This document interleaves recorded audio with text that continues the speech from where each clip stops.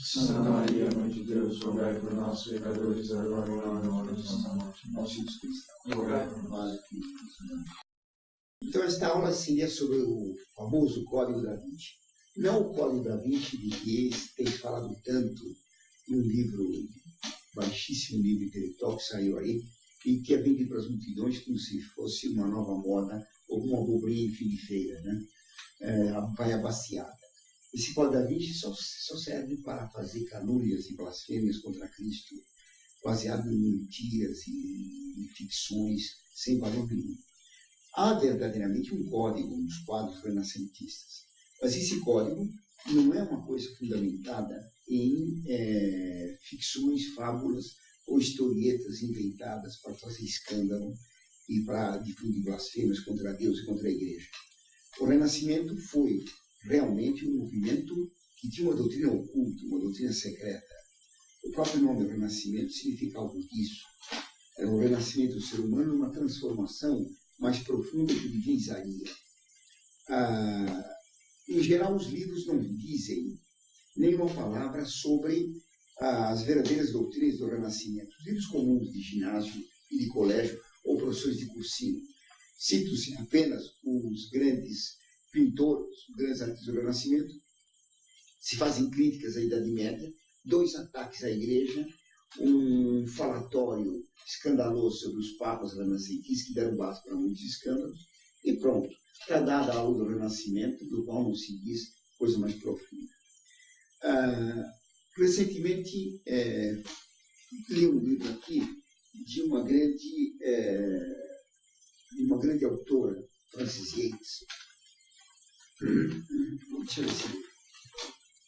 Frances Yates, sobre Giordano Bruno e a tradição hermética. É um livro bem interessante, publicado em português. Então, na página 180, ela diz o seguinte, que o Renascimento e a modernidade são magia mais gnose.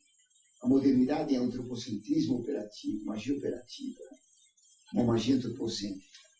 Então, esse conceito que o Renascimento e a modernidade são magia mais gnose, quase não é dito em nenhum lugar no Brasil. Na Europa ainda se diz isso e os meios cultos se conhecem. Mas aqui não. Aqui só se procura o que é sensacional e não aquilo que é profundo. O que é sensacional e superficial. Então a modernidade é magia mais gnose. Isso é importante, desde o ponto de vista religioso agora, porque o Vaticano II quis exatamente conciliar o pensamento da Igreja com o pensamento do mundo moderno. Ora, os especialistas como a Frances Yates dizem que a modernidade é o triunfo do antropocentrismo e que ela é magia e gnose. Como é que a Igreja pode se conciliar com a magia e com a gnose? Isso é um absurdo, não dá. Tinha razão, então, Pio IX condenando a tese de que o pontífice romano ia se conciliar com o liberalismo, o progresso e o mundo moderno. Não pode, não há conciliação entre o catolicismo e a gnose, que são 2 concepções de Deus do mundo completamente opostas. Para a gnose, o mundo é mau. Para a Igreja, o mundo foi feito por Deus, que é bom, e tudo que ele fez é bom, como está no Gênesis. Para a gnose, a divindade é imanente, é aprisionada no mundo, como um espírito deve se libertar da matéria. Para a Igreja, Deus não é imanente, mas transcendente. Para a gnose, a magia tem razão de ser. Para a Igreja, não. A magia sempre implica em algo preternatural. Para se compreender o código que existe nos grandes quadros do Renascimento, nas grandes obras renascentistas, é preciso compreender qual é a doutrina mais profunda do Renascimento. Então, antes de passar a análise dos quadros de Botticelli, que eu quero examinar hoje, e Leonardo, alguns deles, e os afrescos de Michelangelo na Sistina, eu queria dar alguma coisa anterior, que é como nasceu a doutrina do Renascimento. A doutrina do Renascimento nasceu com o hermetismo. No século XV, entraram em voga alguns livros que foram ressuscitados por pesquisadores antigos, inimigos da Igreja, que eram os livros das Sibilas e o livro do Hermes Trismegisto. O livro do Hermes Trismegisto teria sido feito numa antiguidade muito remota, no século II depois de Cristo, e depois teria se difundido naqueles tempos, e no século XV voltou a ser difundido. Aqui tem uma edição do Hermes Trismegisto em francês,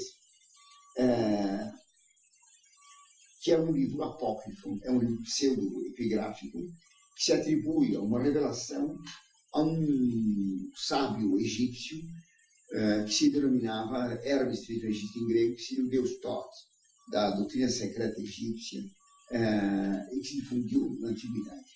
Na Antiguidade, Latâncio que fez uma divulgação desse livro, que se deixou enganar por ele.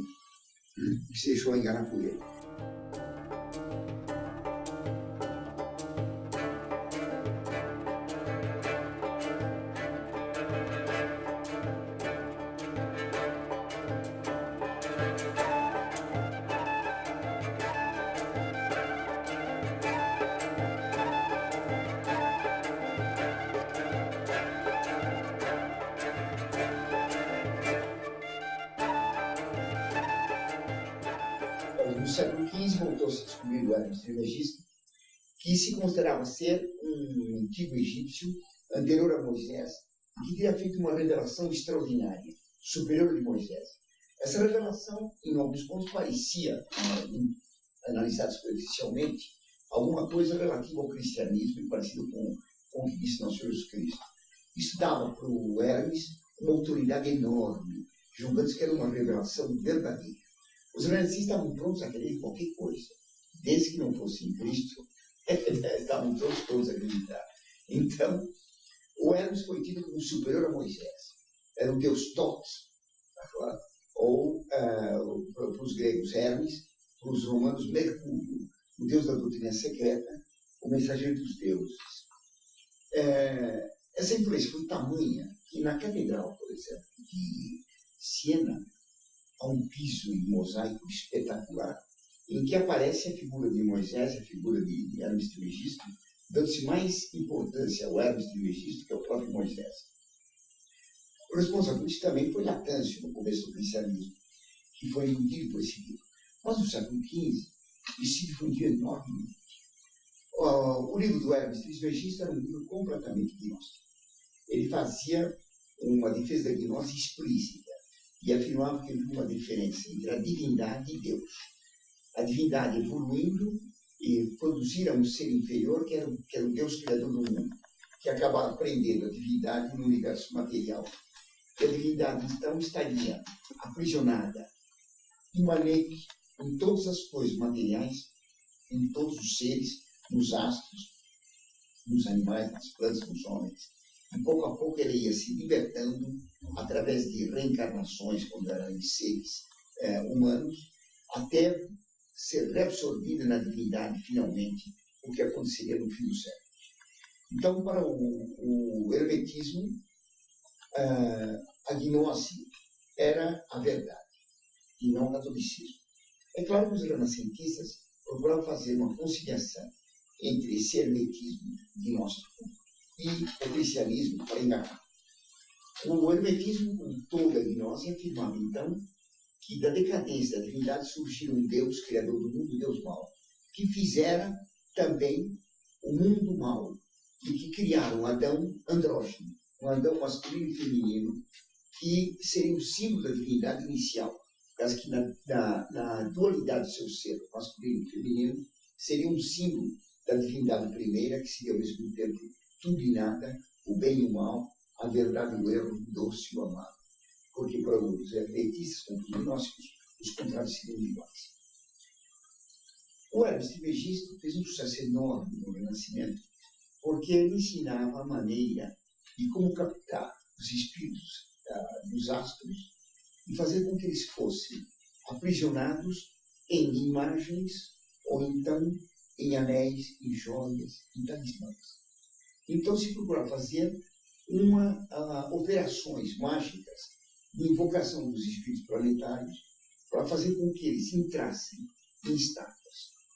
A Francis Yates mostra como isso era comum entre os hermetistas do Renascimento, procurando fazer por toda parte que eles trabalhavam nisso, tentando fazer imagens que falassem, imagens que movessem, que fossem realmente ídolos. Os antigos pretendiam fazer isso, que era possível invocar espíritos planetários e infundi-los, fazer com que eles passassem a habitar dentro de uma escultura, dentro de uma pintura, ou numa joia, num feitiço qualquer. Eles acreditavam nisso piamente. Então, muitos deles tentavam fazer isso.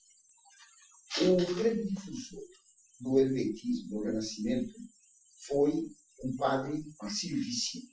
Este homem, ele era um grande sábio, um grande cultuador da antiguidade, principalmente dos textos gregos, dos textos antigos, e ele foi favorecido, sustentado pelos Médicis. Ele acabou fazendo em Florença uma academia chamada Academia Platônica de Florença. E nessa academia ele acabou ensinando o hermetismo e magia para quase todos os grandes renascentistas. Sobre o Licínio, há um livro aqui bem interessante, é Magia Espiritual e Demoníaca, de Licínio até Campanella, de D.P. Walker.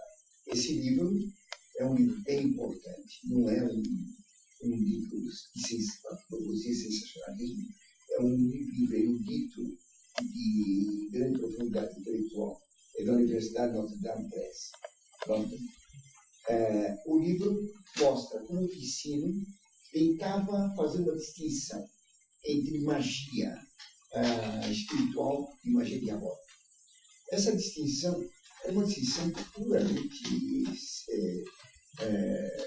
sibilina, uma distinção puramente bizantina, melhor dizendo, que não tinha grande valor, era apenas uma escusa.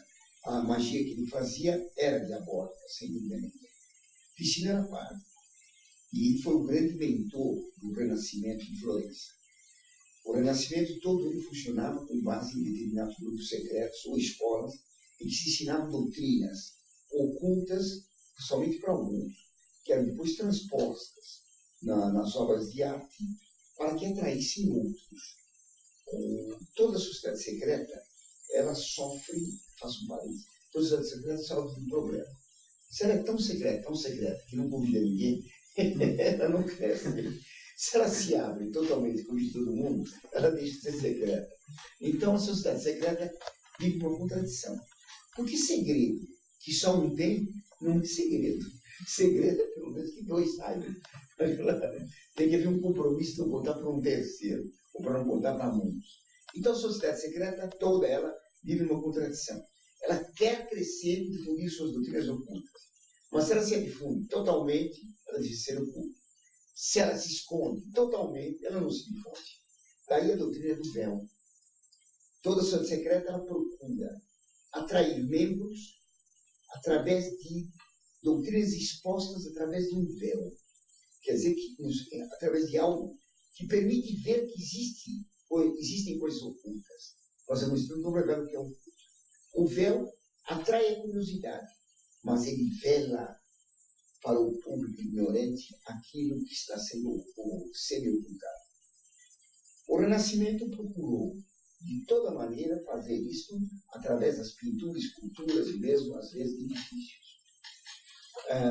Já Dante, que foi um precursor do Renascimento na Idade Média, Dante Alighieri, ele diz no Inferno, quando em certo momento ele fala: "O voi che avete di interessare, mirate la dottrina che nascosta sotto il velame di versi strani. O vós que tendes inteligência sadia, olhar a doutrina oculta atrás dos versos estranhos." A Divina Comédia, ela fala muita coisa estranha, mas o leitor não prevenido, engole tudo sem perceber nada. Então, há alguns versos estranhos que permitem perceber algo mais claro. Mas toda a Divina Comédia é feita com símbolos herméticos, com símbolos ocultos. Aparentemente é uma narração cristã sobre uma viagem ao imaginário do inferno, purgatório e céu. Na verdade, está cheio de doutrinas escondidas. O Renascimento Igor. O Marcílio Ficino revelava as doutrinas dele só para alguns que pertenciam à Academia Platônica. Esse homem, esse padre, ele tinha no palácio dele 2 capelas, uma para o Santo Sacramento, onde está o nosso Senhor Jesus Cristo, e outra para o Platão. E ele cultuava os dois igualmente. Platão e Cristo, ou Platão ou Sócrates e Cristo, era a mesma coisa. Estavam no mesmo nível. Era padre. Esse homem, ele foi mestre dos grandes pintores do Renascimento. Verrocchio foi mestre de Leonardo, Botticelli, Poliziano, Leonardo, Michelangelo e uma porção de outros. Eu citei isso aqui, que são os mais conhecidos e que cujas pinturas e obras podemos analisar daqui a pouco.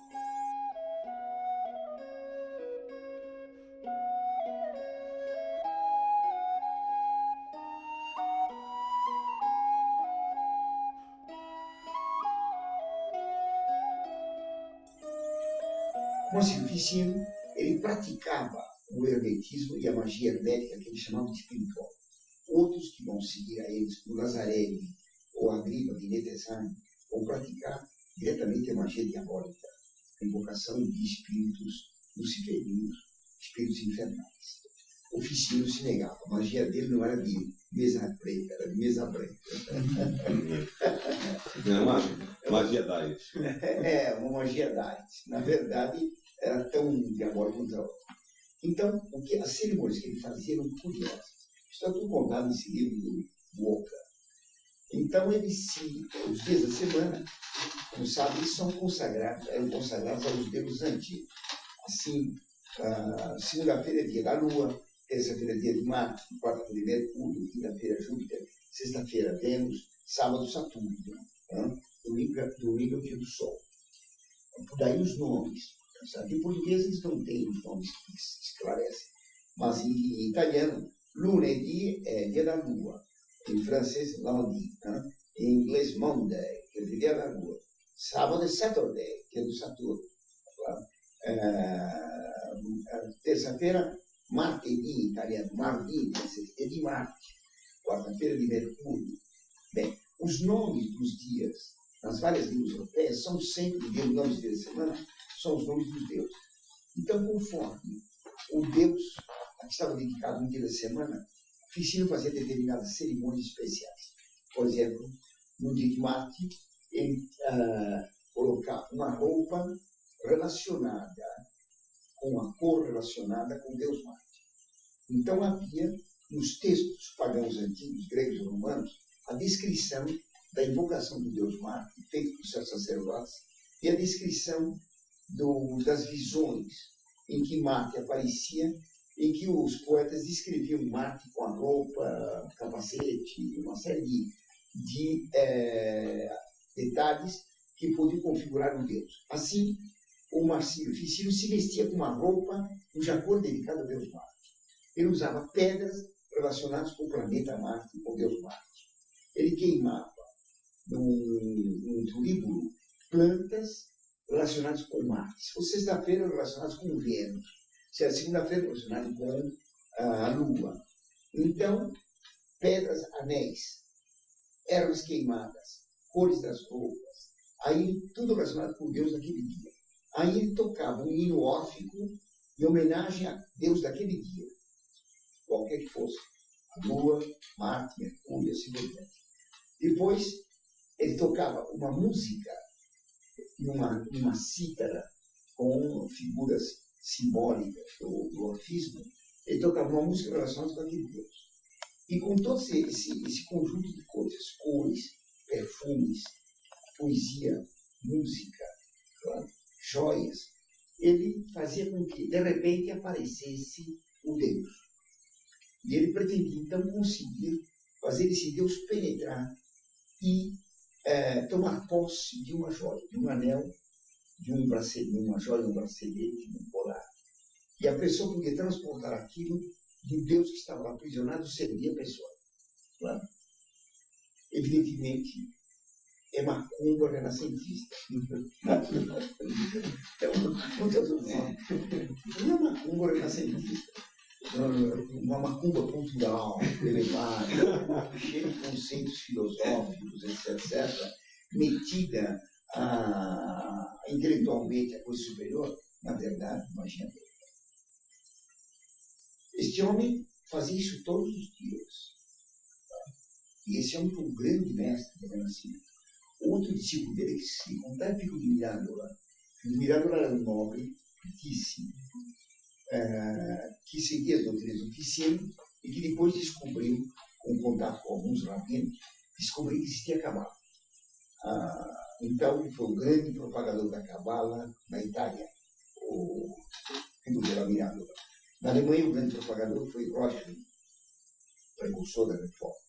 Tanto Pico da Mirandola quanto o Rochlin, eles nada conheciam de Cabala. Eles tinham uma superioridade grande, porque a Cabala era conhecida pelos rabinos judeus.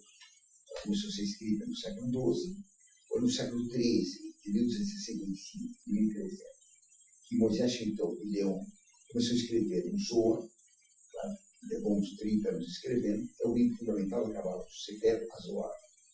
Então, esse livro era desconhecido dos cristãos. Nos séculos XIV e XV, alguns rabinos começaram a dizer algumas coisas, mas muito superficialmente para alguns eruditos cristãos. Pico Miranda foi um desses escolhidos.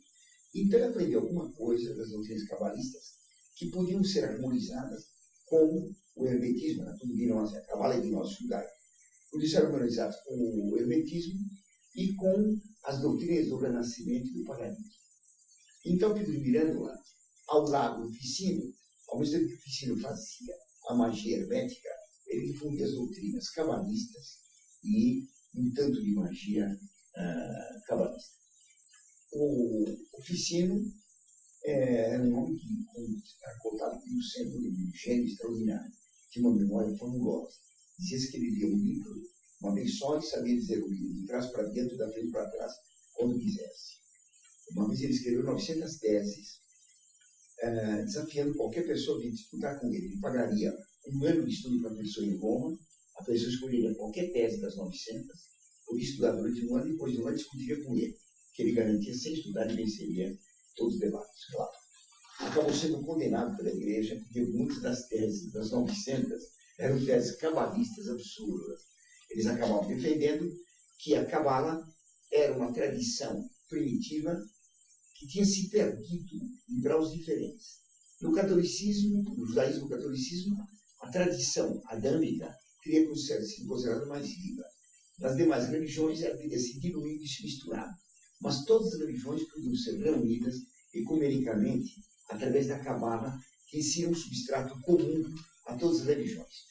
Era um ecumenismo avant la lettre do Vaticano II, com base diretamente na Cabala. Não mudou muito até o Vaticano II, porque na realidade é a mesma doutrina.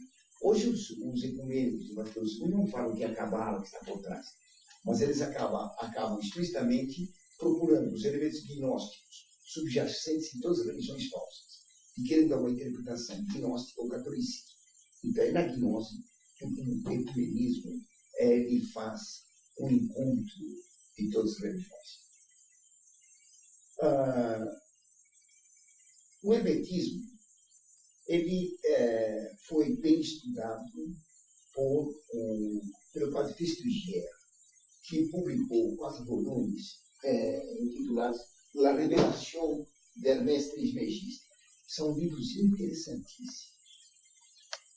Os livros do padre Festugière, que tratam do Deus desconhecido, a gnose, do Hermes Trismegista, são muito elucidativos do que era a religião na antiguidade, do que era a religião no paganismo, o que era a religião no Renascimento e o que é a religião falsa hoje. O padre Festugière mostra que Na religião grega, na Grécia, havia uma dupla religião. Uma religião racionalista que via o universo como divino, mas o universo na sua totalidade, o universo materialmente. Deus é o mundo. Então era uma religião panteísta. Essa religião, ela liquidava com o indivíduo.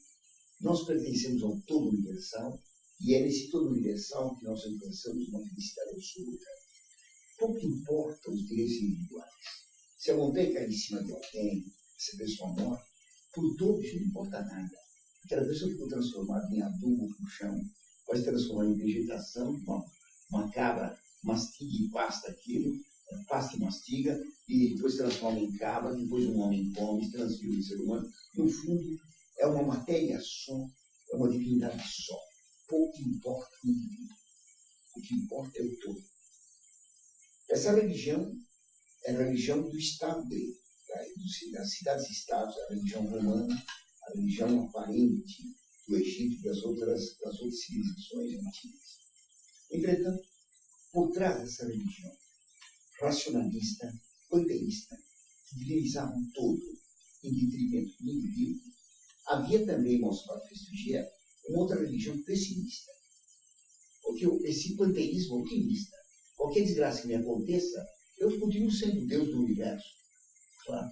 E eu sou o Deus transformado em outra coisa, mas sou indestrutível. Ao lado dessa religião otimista, racionalista, panteísta, materialista, evolucionista, havia uma outra religião oculta, que era uma religião gnóstica, a qual pertencia ao Hermes. E essa religião existia tanto na Grécia como em todas as outras civilizações. Essa religião é uma religião pessimista. O universo não prestava. A divindade não era a matéria universal, mas a divindade era um espírito preso no mundo que pouco a pouco ia se libertando pela evolução também, pelo choque dos contrários iguais, que produziam a evolução dialética das coisas. O espírito divino passava da pedra para o vegetal, para o animal, para o homem. E o homem, ele tentava se libertar com a prática de determinadas regras da gnose, do conhecimento intuitivo. Caso a pessoa não conseguisse se libertar, se reencarnava até que o Espírito Divino se libertasse e voltava para a divindade inicial, que era o nada absoluto. Tanto o hermetismo quanto o panteísmo dialético. O hermetismo, para a gnose, a divindade é nada. Se a divindade é nada, o mundo existe. Se se tem noção que o mundo é falso, é uma pura aparência, então a divindade quer ser. Mas a divindade é ao mesmo tempo ser e nada, como o mundo ao mesmo tempo é ser e absolutamente nada. O tudo é nada, o bem é mal. Por isso que a Escritura diz: maldito o homem que diz que a luz é treva, a treva é luz, doce é amargo, amargo é doce. Que ele defende a igualdade dos opostos, a igualdade dos contrários. Claro? A Escritura é explícita na condenação dessa dialética gnóstica. Era essa dialética gnóstica de um espírito aprisionado no mundo que existia no Renascimento. Havia, sim, no Renascimento uma corrente que era panteísta, racionalista, cientificista, que acreditava que o universo era só matéria e não havia um Deus criador. O universo seria eterno, infinito, onipotente. Ele evoluiria, mas ele não passaria a ser um puro espírito. Ficaria sempre nesse estado material. Essa religião panteísta existia no Renascimento. Havia muitos que defendiam esse panteísmo materialista na linha de Demócrito, na linha daqueles dos Epicúreos, daqueles que defendiam o materialismo grosseiro. Entretanto, os mais entrosados nas escolas renascentistas secretas, eles eram iniciados numa religião mais profunda. Não é matéria que é divina, não é o universo que é divino, mas um espírito que está na matéria. O espírito está dentro da matéria. Esse espírito divino teria tido inicialmente uma queda. Esta queda o transformara no mundo, o prendera no mundo, melhor dizendo. Então ele passava do mineral para o vegetal, do vegetal para o animal, do animal para o homem, e o homem, tomando conhecimento das doutrinas herméticas e gnósticas, tomando conhecimento que ele era Deus, que o eu dele era divino, ele mantendo uma experiência interior com a divindade presa nele, claro, ele se tornaria divino. Na Índia, essa experiência com a divindade interior seria o contato com o Brahma. Tá? No Egito, era o contato com o Ra. Tá? os primitivos cristãos eram um contato com Cristo. Na Reforma Protestante era uma experiência com Jesus. Como hoje na Renovação Carismática teve uma experiência com Jesus. Ele não garante nada, não existe ultrassom da experiência com Jesus. Isso é uma bobagem. É uma pura invenção, uma coisa totalmente subjetiva e falsa. A religião não é uma experiência interior. A religião se fundamenta na revelação de Deus Criador, que nos revelou verdades. Claro, a Sagrada Escritura, com Cristo especialmente, e que manda os apóstolos ensinarem, e até vem pelo ouvido, e não por uma experiência interior, e nem pela leitura da Bíblia. O protestante tem uma contradição enorme. Ele é que Cristo, que São Paulo diz, a fé vem pelo ouvido, e para ele a fé vem pelos olhos. Claro, tem que ler a Bíblia. E na Bíblia está dito que não adianta ler se alguém não explica. Bem, então, no Renascimento havia essas duas correntes, uma materialista, panteísta, racionalista, e outra, uma corrente irracional, intuitiva, antimaterial, claro, antirracional, que buscava uma salvação pela libertação do espírito da matéria que seria em si mesma condenada. No homem, diziam os gnósticos, seguidores de Ficínio do Hermes Trismegisto, no homem haveria três elementos: o corpo, a alma e o espírito. O corpo material não prestaria, é prisão da divindade. A alma racional, a inteligência, vontade e sensibilidade, seria também a prisão da divindade. Havia, porém, imanente no homem uma partícula da divindade, uma parcela da divindade, o que dizia Heráclito na antiguidade, uma centelha divina. Tal como está dito, por exemplo, no número 3 da Gaudium et Spes. Deus colocou na inteligência do homem uma centelha divina. Ou como diz o Padre Escrivá nos livros dele, Deus pôs no homem uma semente divina. No homem, sabe? Portanto, em todo homem, portanto, todos os homens, não importando a religião a que pertençam, teriam a centelha divina e seriam divinos e não poderiam se perder. Todos se salvariam, porque todos têm essa partícula divina. O Renascimento acreditava totalmente nisso. E essa doutrina era exposta nos círculos secretos da Academia Platônica de Florença e em outras academias, como em Roma, a Academia Romana. Era ensinado para alguns. Eles procuravam captar adeptos para essa religião oculta através dos quadros deles. Os quadros, as obras de arte, revelavam essa doutrina para quem conhecesse os símbolos.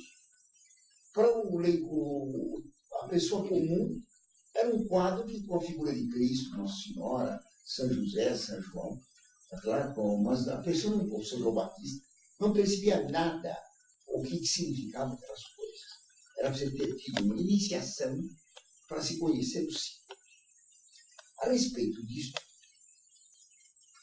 há um livro sensacional de Edgar Waite, Pagan Mysteries in the Renaissance. Esse livro é um livro extraordinário, porque ele estuda as obras do Renascimento, mas estuda profundamente.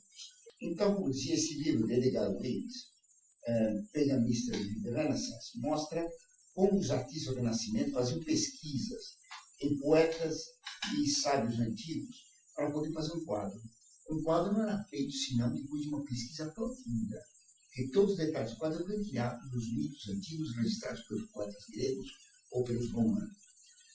Como a aula está se estendendo, eu vou passar diretamente para a exposição de alguns quadros. O primeiro que eu quero expor é o quadro de Botticelli, chamado A Primavera. A Primavera é um quadro que está na Galeria Pitti de Florença, em Firenze. É um quadro muito feio. Claro que as pessoas comuns julgam bonito porque o homem é famoso, o Sandro Botticelli. Na verdade, as figuras são muito feias e desagradáveis. O quadro não se destaca por colorido, por nada.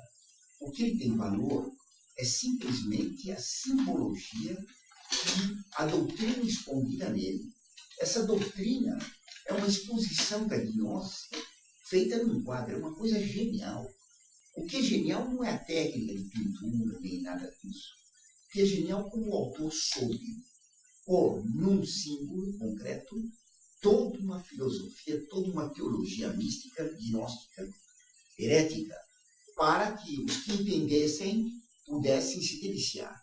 E os tolos olhassem e não entenderiam a doutrina que estava escondida sob os véus das figuras estranhas.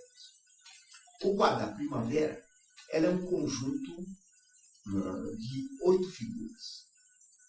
Começa com um homem, depois tem uma tríade, 3, 1, 2, 3. Perdão, um homem, 2 mulheres, depois uma figura isolada no centro, depois mais 3 mulheres, mais outro homem. Formando então uma oitava, que parte de um homem para terminar no outro homem. Como se fosse Dó, Ré, Mi, Fá, Sol, Lá, Si, Dó. Tá? Esse conjunto de 8 é dividido assim, 3, 1, 3, 1. A primavera Botticelli narra, com esse título, um recomeço de vida, um renascimento. É o nome do movimento, renascimento. Na primavera, as flores renascem.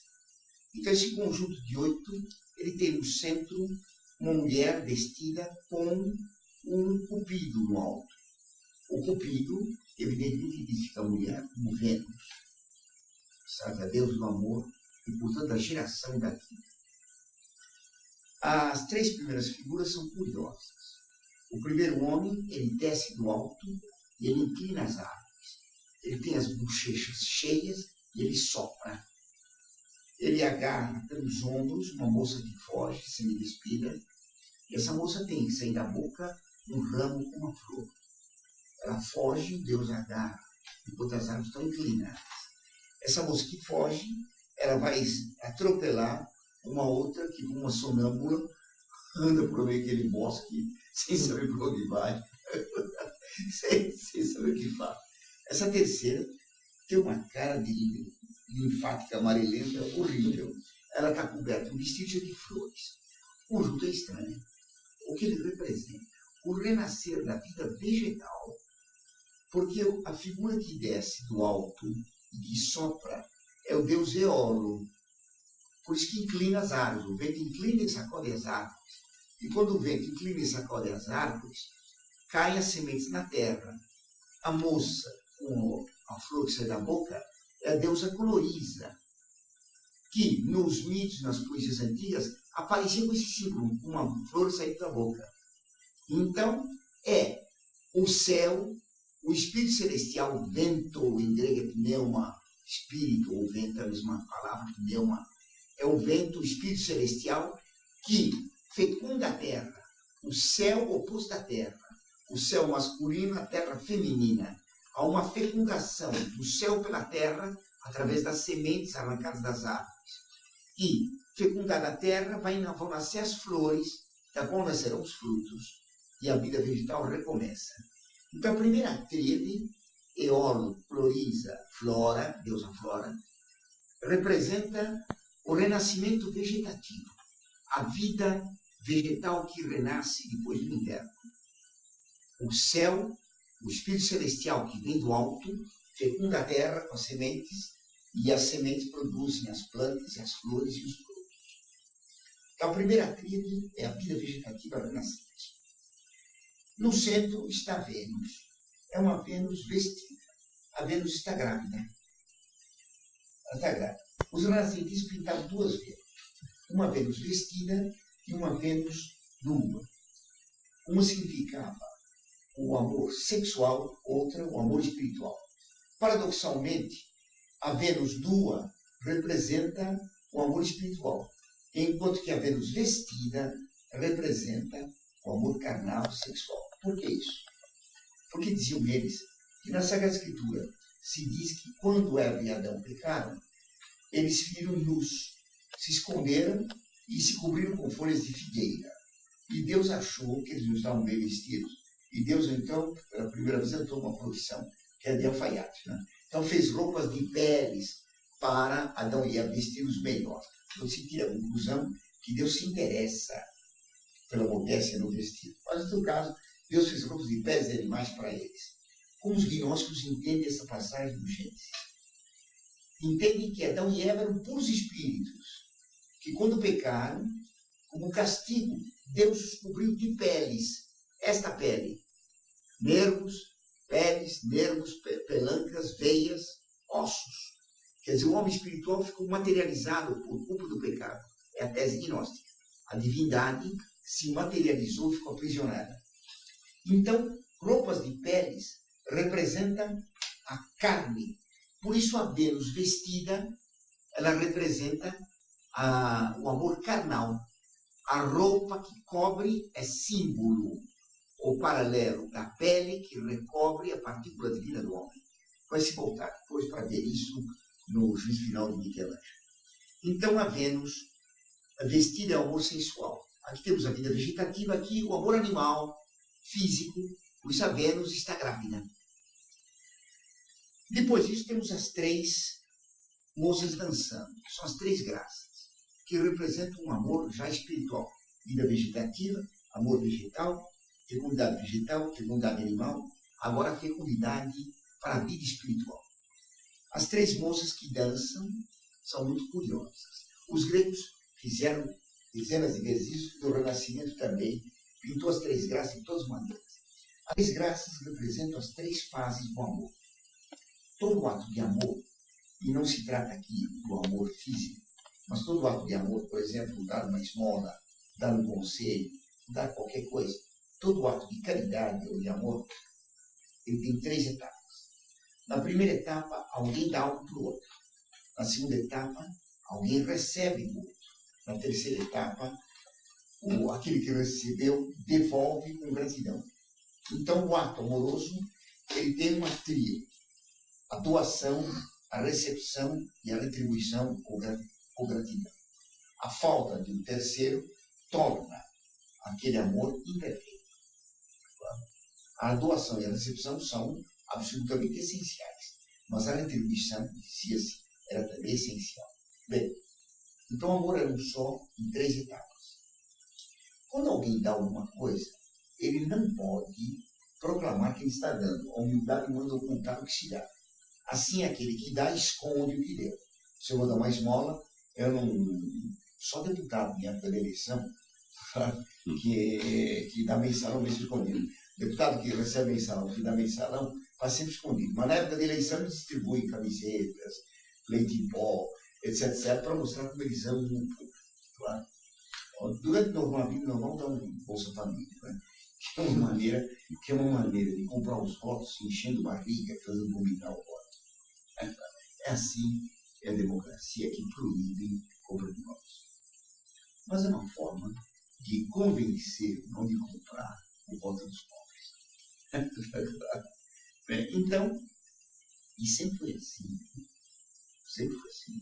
Desde os tempos da Grécia, passando pela Revolução Francesa, por todas as repúblicas brasileiras, a velha, a média, a nova e a futura também, e sempre será assim. Então, essas três figuras representam a atuação. Quando se dá algo, se expõe o que se dá. Não se revela o que se deu, porque a humildade manda ocultar o ato de generosidade. Tá? Diz o Evangelho, não sai com a mão esquerda o que deu a mão direita. Tá? Aquele que recebe, pelo contrário, deve proclamar que recebeu. A humildade nele deve dizer recebi. É o orgulho que o leva a esconder que recebeu.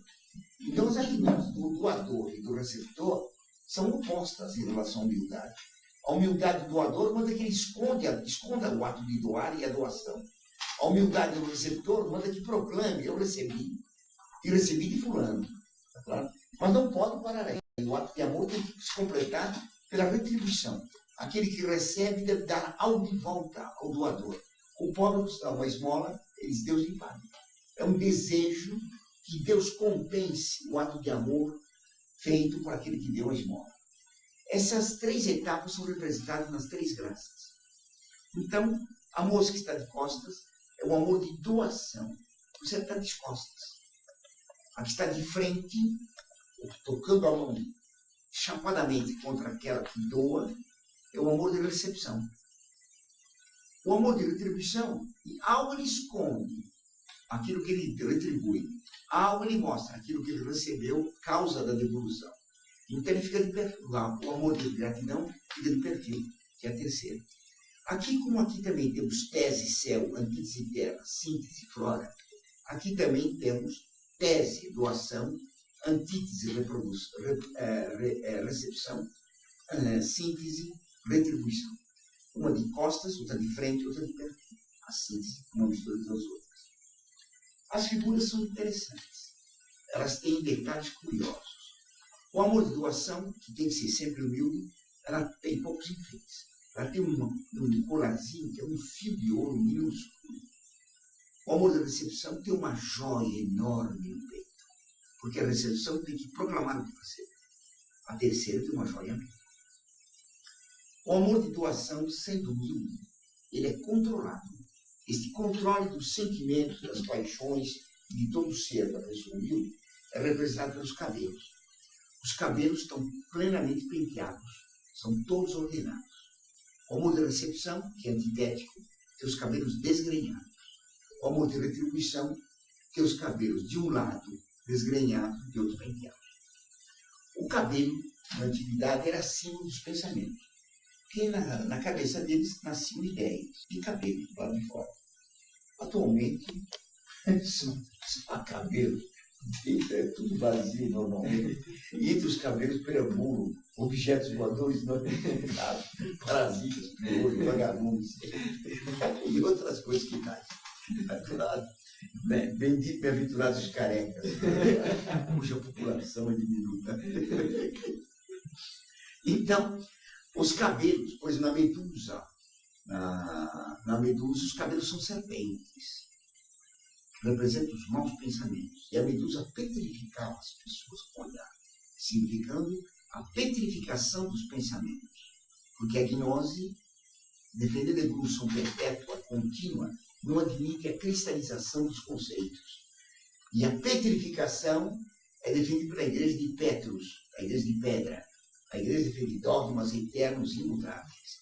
O Renascimento, como a antiguidade, era contra os conceitos petrificados. Claro? Que evolução. Essas três figuras têm outros significados. A recepção e a devolução, elas têm duas mãos erguidas formando um arco. Um arco com uma porta, pelo qual vai passar a graça de doação, o amor de doação. Esse arco de duas mãos é representativo da brincadeira de crianças que eles fazem, que no Brasil tem isso aqui. Passa 3 vezes a última ficar, e as crianças prendem muito para passar, mas os braços, é uma prisão de braços. Mas normalmente essas brincadeiras de crianças são muito remotas. Dados os tempos primitivos, por exemplo, aquela brincadeira da amarelinha aqui no Brasil, não tem nada de amarela. Aqui no francês chama amarela, e aqui no Brasil traduziu por amarelinha. No artigo com um diminutivo de amarela. Amarelinha. E tem os 10 números, 1, 2, 3, 4, 5, 6, 7, 8, 9, 10, céu e inferno. Que são os 10 sefirot da Cabala, e pelos quais a criança deve passar pelos números, andando numa perna só, saltando, e conforme erra ou não, pode cair no céu ou no inferno, perder se o sol passa. É uma brincadeira de origem mágica, como muitas outras dessas brincadeiras. Perdeu-se hoje o significado desses brinquedos. Aqui nós temos, então, o arco do passa-passa 3 vezes. O arco é uma porta de entrada. É alguém que vai ser iniciado em alguma coisa. Outro significado que tem aqui, a moça de costas é a castidade. A de frente é o oposto. É o prazer voluptuoso. Sabe? A outra é a síntese. Beleza. Porque a beleza e o prazer, elas cativam a castidade e a iniciam sexualmente. Então aqui nós temos o amor vegetal, o amor animal, o amor espiritual. O cupido aponta para a moça de costas, para a castidade, para a graça de doação, para o amor de doação. A amor de doação está olhando para esse rapaz que está de costa, que para elas nem liga, né? Ele pode dizer, nem te ligo. Ele não dá pelotas para o grupo das moções. Ele está com um bastão mexendo nas árvores onde pendem frutos. Não é isso? Ele move as árvores. Esse indivíduo distraído aqui, quem seria? Ele é o oposto do outro homem. O outro desce do alto, esse vai do alto. Indica o alto, indica o céu com o bastão. Esse ser aqui, ele é reconhecido pelo manto. O manto é vermelho, com manchas amarelas, labaredas para baixo. Ora, as labaredas sempre vão para o céu. Uma labareda que vai para baixo, contra a natureza. A labareda que vai para baixo representa a morte. É o deus da morte. É Hermes. É o deus Tote do Egito. O deus da doutrina secreta. Mercúrio, o mensageiro dos deuses. O que traz para os homens a mensagem dos deuses. Você é divino. Em você é uma semente divina. Em sua inteligência é uma centelha divina. Escolha o que quiser. Ou um livro, ou a Gaudem de Espécie. Ou então era todo homem tem uma centelha divina dentro de si. Aquela que Boccaccio chamava, dando nome à amante dele, Fiametta, chamazinha. O Queca, o gnóstico, chamava também de Fingerlein, quer dizer, chamazinha. Ou que o Petrarca chamava a amada dele, Laura, que os escreve tudo junto, L-A-U-R-A, mas ele é apóstrofo, A-U-R-A, a aura, a divindade na pessoa. Normalmente se pensa que Laura é o nome da amada do Petrarca.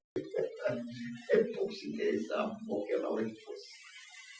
Bem, então Mercúrio que segura o bastão e afasta as árvores para que seja visto o sol. O sol que representa a verdade. Então, o que significa isso? A verdadeira vida não é a vegetativa, que foi o início da queda da vida divina no universo. Nem a vida da fecundação animal, nem a vida espiritual. Mas para se voltar à divindade, fechando o circuito, voltando para o céu, para voltar para a divindade é preciso a vida oculta, a vida gnóstica. O conhecimento gnóstico liberta. Isso se obtém através do bastão de Hermes. O bastão de Hermes afasta os galhos das árvores, as trevas aqui dessas árvores, para que se veja o sol. O bastão de Hermes é curioso. Ele é feito de duas serpentes enroladas no bastão. Uma serpente é branca, outra vermelha, como as fases da alquimia. E as duas serpentes se enroscam helicoidalmente, uma enrolada na outra, e olhando uma outra para a outra, se atacando. Claro, é o símbolo da medicina e da farmácia, mas o veneno e o remédio, o veneno pode ser remédio, o remédio pode ser veneno. Metafisicamente, o que são as duas serpentes? Claro. Uma é o racionalismo, outra o intuicionismo. Uma o panteísmo, a branca, a vermelha, ou a gnose irracional. Para a gnose, todo ser é formado de dois princípios opostos iguais. Na China se diz yin e yang. Claro. No hermetismo são as duas serpentes, a branca e a vermelha, que se enroscam formando um ser. Mas o ser de Hermes, o bastão é ouro, mas um ouro que não tem matéria, o ouro vazio, é o nada. Então, o que significa isso? Que, para alcançar a verdadeira vida divina, há que passar. A vida divina caiu no mundo vegetal, passou para o animal, passou para o mundo intelectual, tem que se libertar totalmente através do suicídio ou através da doutrina hermética, através do Deus da morte ou através da doutrina intuitiva da gnose. Quando o homem tem o conhecimento, ele se liberta. Então ele volta para a divindade.